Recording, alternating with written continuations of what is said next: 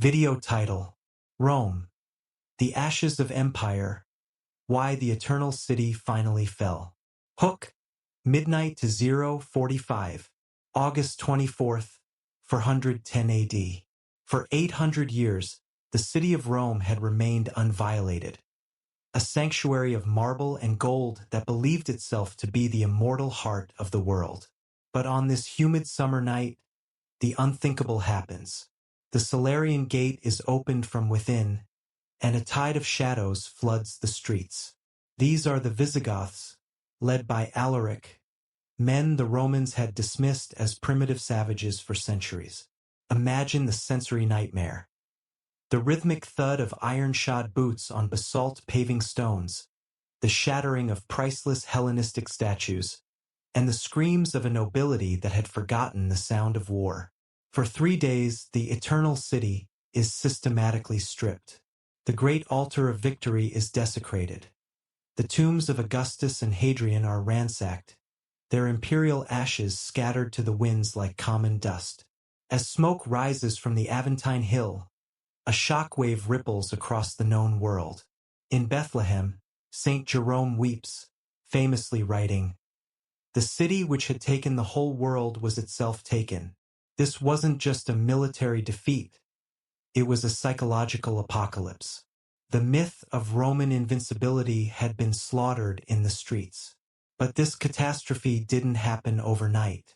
To understand how the greatest superpower in history collapsed, we must look back at the cracks that had been widening for centuries.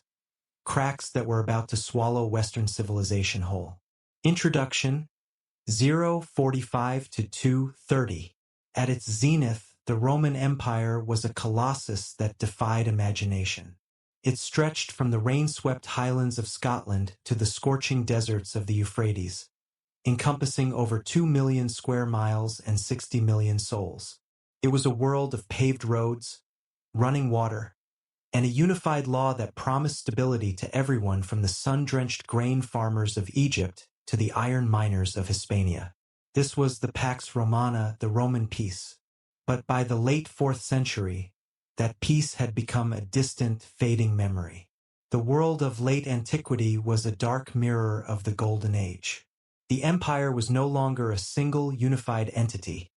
It was a fractured beast, often divided between East and West, ruled by men who were more soldiers than statesmen. The borders, once guarded by the legendary discipline of the legions, were now porous and under siege. To the north, the vast forests of Germania were emptying, as entire nations, men, women, and children, fled a terrifying new predator emerging from the Eurasian steppes. To the east, a resurgent Persian empire sought to reclaim the glory of the Achaemenids, pinning down Rome's best troops in a perpetual, draining war of attrition. Inside the walls, the rot was even deeper. Economic hyperinflation had turned the once mighty silver denarius into worthless scrap. A bloated bureaucracy consumed the empire's wealth, while a series of devastating plagues thinned the ranks of the tax-paying peasantry. The very soul of Rome was in transition, as the ancient gods of Olympus were cast down in favor of a rising, revolutionary faith, Christianity. In this 2-part epic, we will navigate the labyrinth of Roman decline. We will meet the visionary emperors who tried to hold back the tide with iron and blood, and the barbarian kings who were often more Roman than the Romans themselves. We will witness the catastrophic military blunders that broke the back of the legions and the internal betrayals that opened the gates to the Goths, the Vandals, and the Huns. This is the story of the greatest fall in human history, a cautionary tale of how empires vanish not with a single blow, but through 1,000 cuts. Section 1. The Century of Chaos. The 3rd Century Crisis. To understand the fall of the 5th century, we must first look at the near-death experience of the 3rd. Between 235 and 284 AD, the Roman Empire nearly vanished from the pages of history. This period, known as the crisis of the 3rd century, began with the assassination of Alexander Severus by his own troops. What followed was a terrifying spiral of military anarchy. In just 50 years, no fewer than 26 men laid claim to the title of emperor. Most were barracks emperors, generals who seized power through a bloody coup, only to be murdered by their own soldiers weeks or months later when the gold for their donatives ran out. The empire literally fell apart. The Gallic Empire broke away in the west, comprising Gaul, Britannia, and Hispania. In the east, the warrior queen Zenobia carved out the Palmyrene Empire, seizing Egypt and the Levant. Rome was reduced to a central rump, hemorrhaging territory and revenue. The economy collapsed into a state of ruinous hyperinflation. To pay the ever-demanding soldiers, emperors debased the currency, reducing the silver content of coins until they were essentially copper dipped in a thin wash of silver. Prices skyrocketed. Trade ground to a halt as merchants refused the worthless imperial money, and the empire began to revert to a primitive barter economy. Adding to the misery was the plague of Cyprian, a pandemic so lethal that at its height, it was reportedly killing 5,000 people a day in the city of Rome alone. Fields lay fallow because there were no farmers to till them.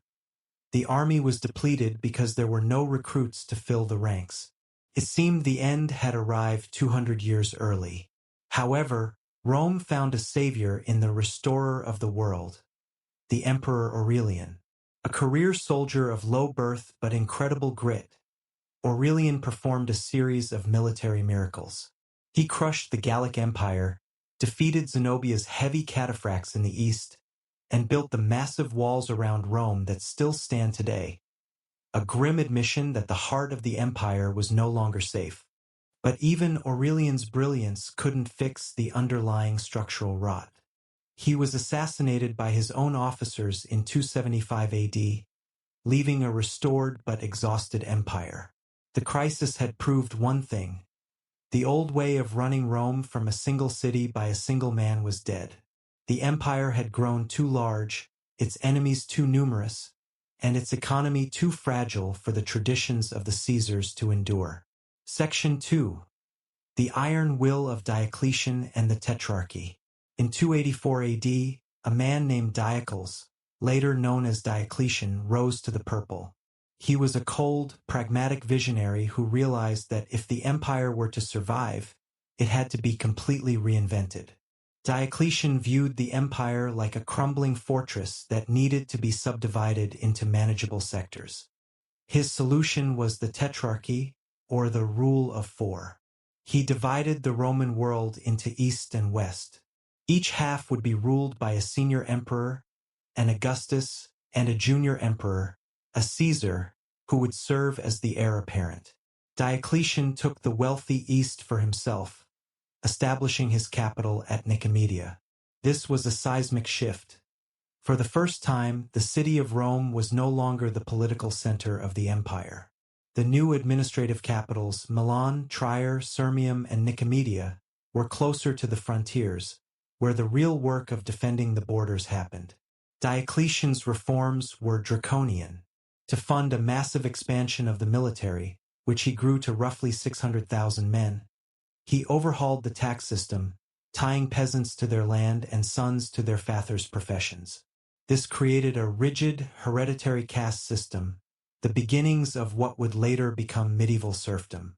In 301 AD, he issued the Edict on Maximum Prices, a desperate and largely failed attempt to curb inflation by setting price ceilings on everything from grain to manual labor, punishable by death. He also sought to restore the moral fabric of Rome through the great persecution of Christians. Diocletian saw the rising sect as a threat to the traditional Roman Pax Deorum, the peace of the gods. He ordered churches leveled, scriptures burned, and Christians who refused to sacrifice to the Roman gods executed. It was the most systematic attempt to eradicate Christianity in history, but it came too late. The faith had already permeated the army and the bureaucracy. Diocletian was the only Roman emperor to ever voluntarily abdicate, retiring to his massive palace in Split to grow cabbages. But his tetrarchy, designed to ensure a peaceful succession, collapsed almost immediately after he stepped down.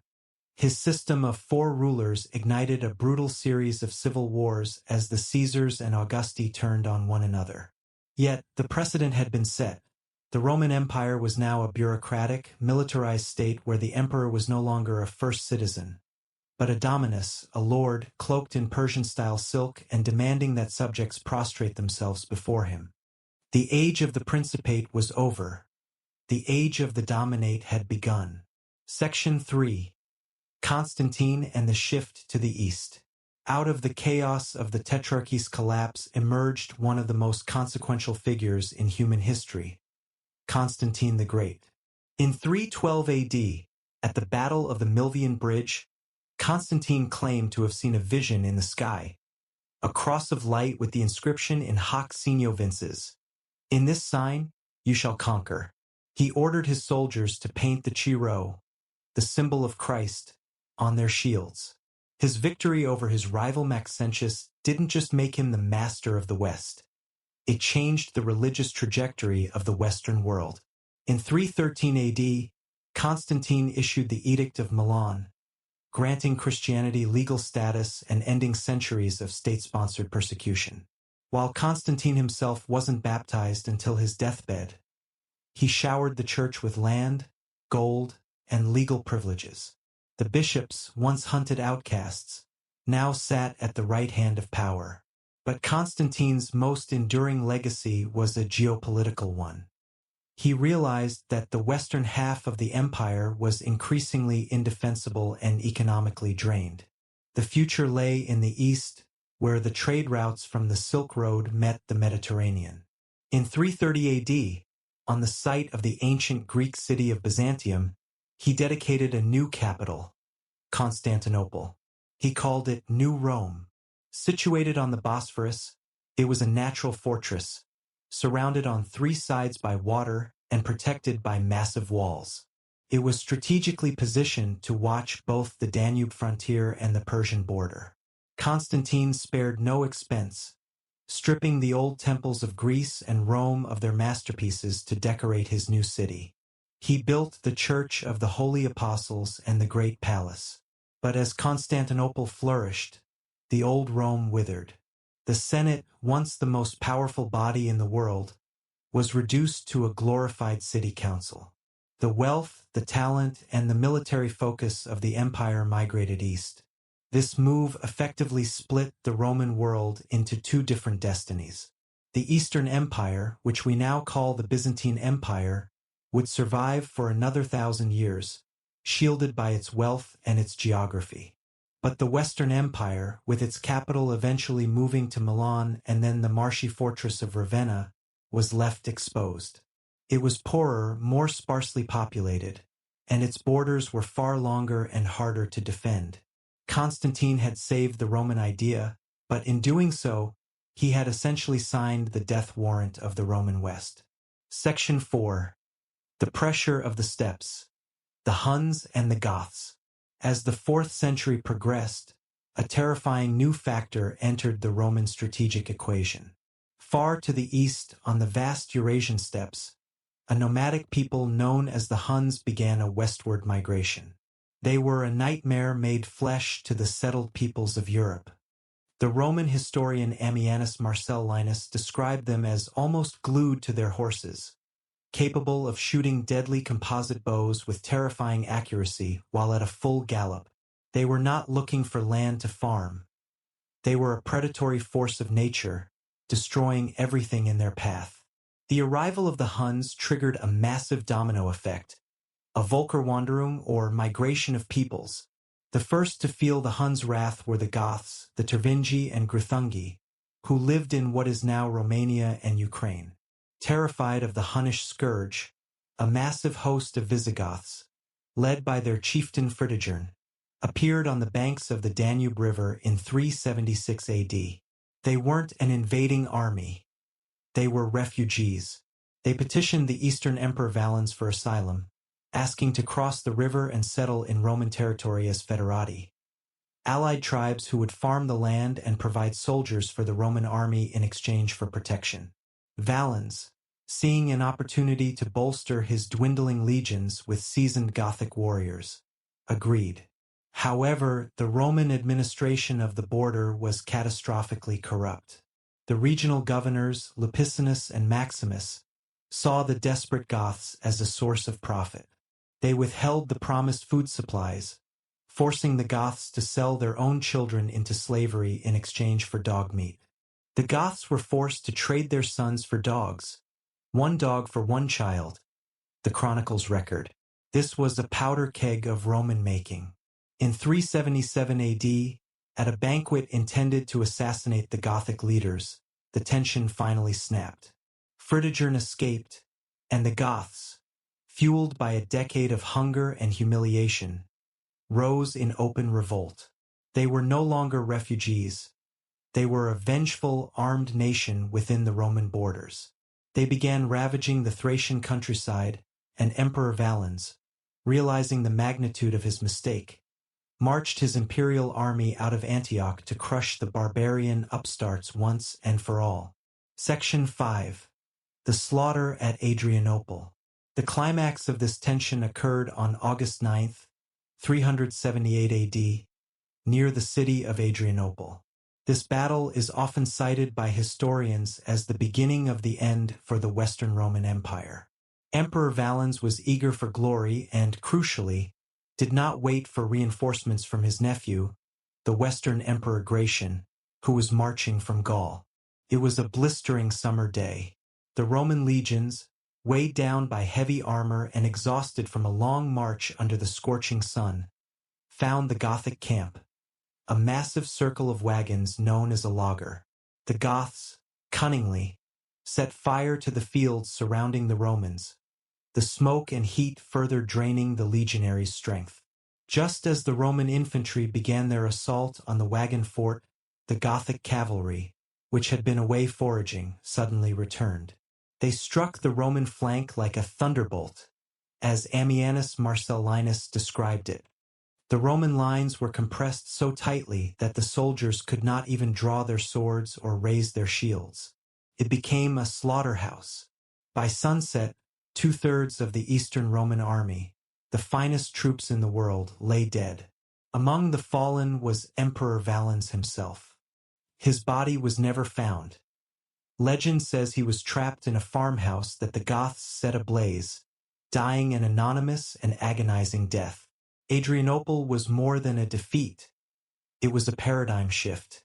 For the first time in centuries, a barbarian force had destroyed a Roman field army and killed an emperor in open battle on Roman soil. The myth of the impenetrable border was gone. The Goths remained within the empire, and the Romans were forced to negotiate with them from a position of weakness. The new emperor, Theodosius I, had no choice but to allow the Goths to settle as an autonomous nation within the empire's borders, serving in their own units under their own commanders. This barbarization of the army meant that Rome was now increasingly dependent for its defense on the very people it was trying to keep out. The wolf was now inside the fold, wearing the armor of the shepherd. And as the 5th century dawned, the wolf was getting hungry. End of Part 1. Chronicles of History. The Fall of the Roman Empire, Part 2. Section 6. The Scourge of God. Attila and the Battle of the Catalaunian Plains. By the mid-5th century, the Western Roman Empire was no longer a monolithic superpower, but a fractured mosaic of Roman administration and Germanic settlement. However, a new terror was rising from the Great Eurasian Steppe, a force so singular and destructive that the Romans and the barbarians would be forced into an unthinkable alliance. This was the era of Attila the Hun. Known to Christian chroniclers as the Scourge of God, Attila had unified the nomadic Hunnish tribes into a terrifying war machine that lived on horseback and thrived on extortion. For years, Attila had milked the Eastern Roman Empire of its gold, demanding thousands of pounds of bullion in exchange for not burning Constantinople to the ground. But in the year 450 AD, the Huns turned their predatory gaze toward the west.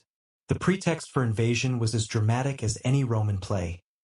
Honoria, the sister of the Western Emperor Valentinian III, sent Attila a ring, seeking his help to escape an unwanted marriage. Attila, ever the opportunist, interpreted this as a marriage proposal and demanded half of the Western Empire as a dowry. When he was refused, the Hunnish hordes crossed the Rhine in 451 AD, laying waste to cities like Metz and Reims. The terror felt by the populace was visceral. The Huns were seen not just as invaders, but as a divine punishment for a decaying world. Standing against Attila was Flavius Aetius, often called the last of the Romans. Aetius was a man who understood the Huns intimately, having lived among them as a hostage in his youth. He knew that the Roman legions alone were too thin to stop Attila. In a masterstroke of desperate diplomacy, Aetius convinced the Visigoths, the very people who had sacked Rome 40 years earlier, to join him. Under King Theodoric I, the Visigoths marched alongside Roman infantry to meet Attila on the Catalonian plains in Gaul. The battle, fought in June 451, was one of the bloodiest in ancient history. It was a chaotic, swirling melee of archers, heavy cavalry, and shield walls. Theodoric was killed in the fray, trampled by his own horsemen, but his death spurred the Goths into a vengeful fury. Attila was forced to retreat behind his circle of wagons, preparing a funeral pyre for himself rather than be taken alive. While the battle was not a total destruction of the Huns, it shattered the myth of Attila's invincibility. It was the last great victory of the Western Roman army, a flickering spark of the old martial Roman spirit before the final darkness. Yet, the tragedy of the West was that even its heroes were distrusted. Only 3 years later, the jealous Emperor Valentinian III would murder Aetius with his own hands, prompting a courtier to remark, "You have cut off your right hand with your left." Section 7. The Ghost of the Eternal City. Gaiseric and the Vandal sack If the sack of Rome by Alaric in 410 AD was a psychological shock, the sack of 455 AD was a physical evisceration.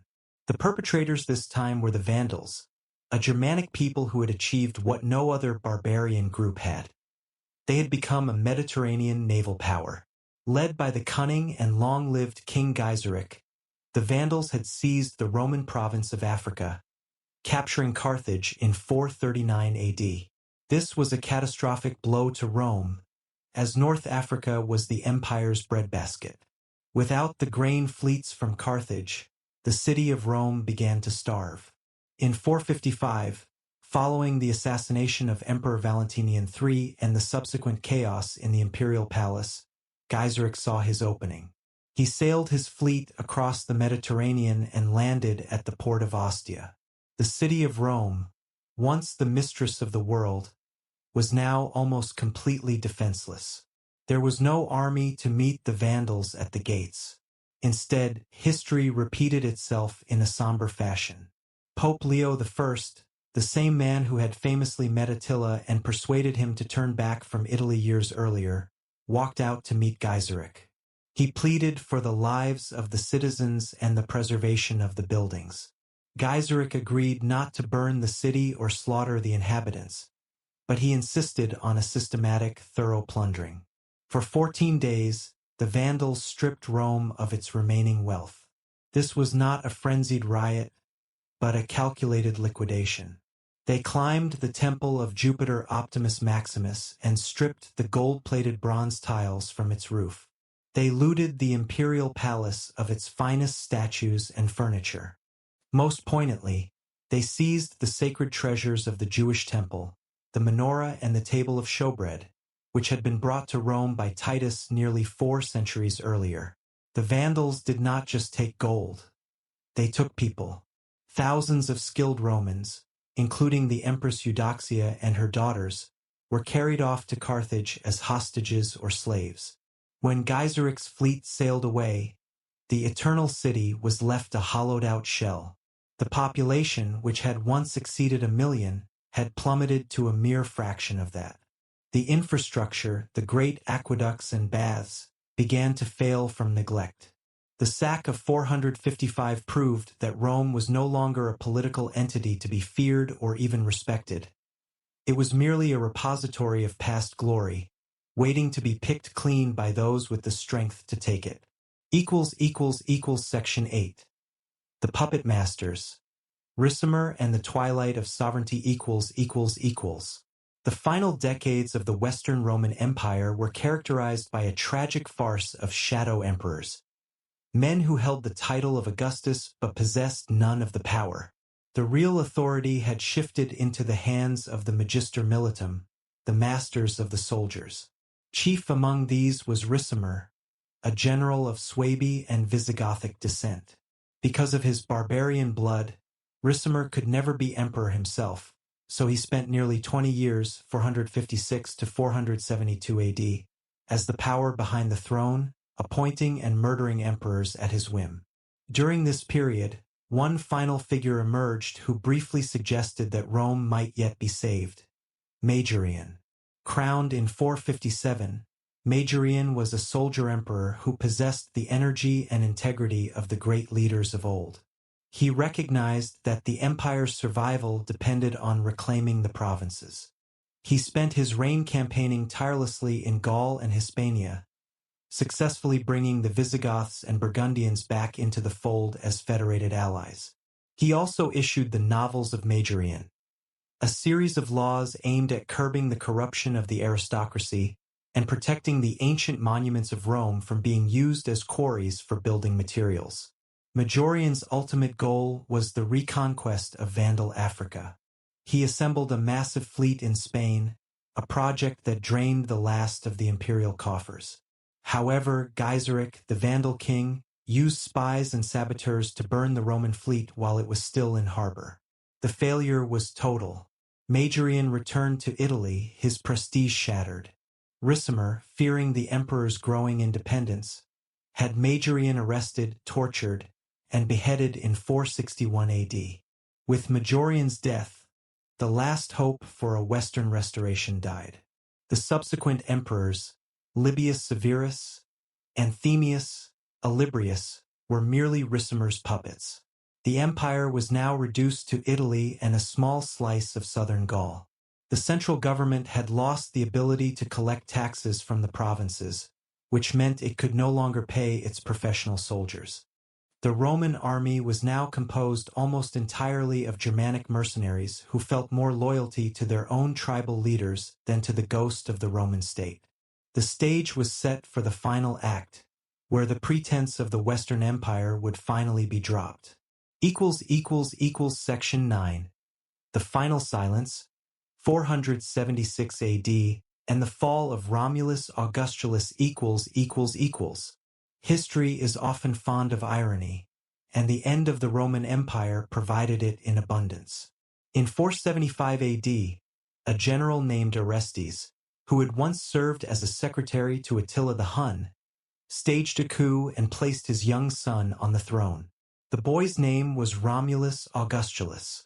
It was a name that echoed the very beginning and the very height of Roman history. Romulus, the legendary founder of the city, and Augustus, its first emperor. But this Romulus was no founder, and this little Augustus, as the diminutive Augustulus suggests, was no conqueror. He was a teenager, a figurehead for his father's ambitions. The end did not come through a massive invasion or a dramatic siege. It came through a labor dispute. The Germanic mercenaries who made up the bulk of the Italian army, led by a commander named Odoacer, demanded that they be given 1/3 of the land in Italy for their own settlement. Orestes refused. In response, Odoacer's troops revolted. They captured and executed Orestes at Piacenza and marched on the imperial capital, which by this time was not Rome, but the marsh-surrounded city of Ravenna. On September 4th, 476 AD, Odoacer entered Ravenna and deposed Romulus Augustulus. In a move that signaled the end of an era, Odoacer did not kill the boy. He reportedly spared him because of his youth and beauty, granting him a pension and sending him to live in an estate in Campania. Odoacer then did something that none of the previous barbarian kingmakers had done. He decided that there was no longer any need for a Western emperor. He gathered the imperial regalia, the purple cloak and the diadem, and sent them to Constantinople. His message to the Eastern Emperor Zeno was simple. One emperor is enough for both halves of the empire. Odoacer requested that he be recognized as a patrician and allowed to rule Italy as a king under the nominal sovereignty of the East. To the people living in Italy at the time, life didn't seem to change overnight. The Senate still met. The laws were still written in Latin. The church continued its work. But the political structure that had governed the Mediterranean for half a millennium had vanished. The Western Roman Empire had ceased to exist. The date 476 AD would forever stand as the symbolic tombstone of the ancient world, marking the definitive transition from antiquity to the Middle Ages. Section 10. One Empire, Two Destinies. The survival of the East While the Western Empire collapsed into a collection of Germanic kingdoms, the Eastern Roman Empire, which we now call the Byzantine Empire, did more than just survive, it flourished. For nearly 1,000 years after the fall of Romulus Augustulus, the light of Rome continued to burn from the shores of the Bosphorus. The survival of the East was not an accident. It was the result of superior geography, greater wealth, and a more defensible capital.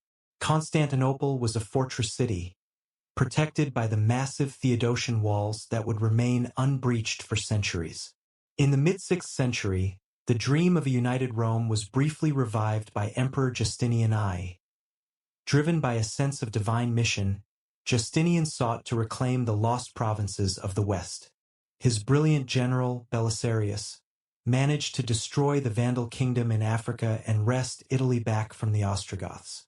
For a few decades, the Mediterranean was once again a Roman lake. But the cost of these wars was staggering, and the arrival of the bubonic plague, the first major pandemic in recorded history, decimated the population and emptied the treasury. The East eventually had to accept that the West was gone. Over time, the Byzantine Empire became more Greek than Latin. Its focus shifted toward the threats of the Sassanid Persians and, later, the rising power of Islam. Yet, the Byzantines never stopped calling themselves Romaeoi Romans. They preserved the Roman law in the Corpus Juris Civilis, which remains the foundation of many modern legal systems. They kept alive the literature of the Greeks and the administrative techniques of the Caesars. The divergence of the two halves of the empire created two different worlds. The West became a land of decentralized feudalism, where the Latin language fractured into the Romance tongues, French, Spanish, Italian. The East became a centralized, theocratic autocracy that would serve as the shield of Christendom against Eastern invasions until 1453.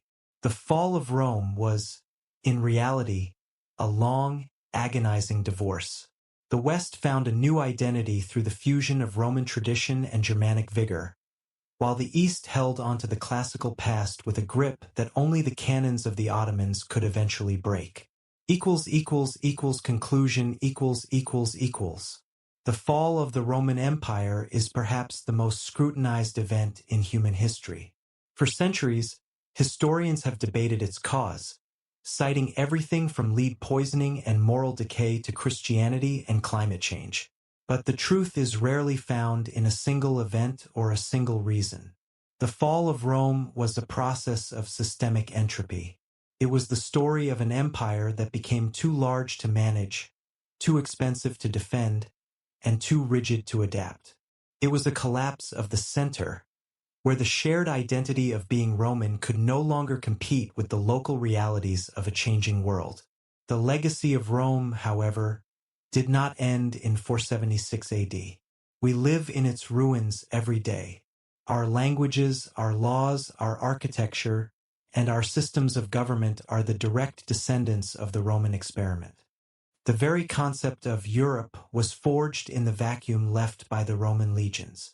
When the Carolingian kings and later the Holy Roman Emperors sought to legitimize their rule, They did so by claiming the title of Caesar. The Church, adopting the administrative boundaries of the Roman provinces, became the vessel that carried Roman culture through the Dark Ages. The fall of Rome teaches us that no civilization, no matter how grand, is permanent. It reminds us that the stability we take for granted is often built on fragile foundations of trust, economic flow, and military readiness.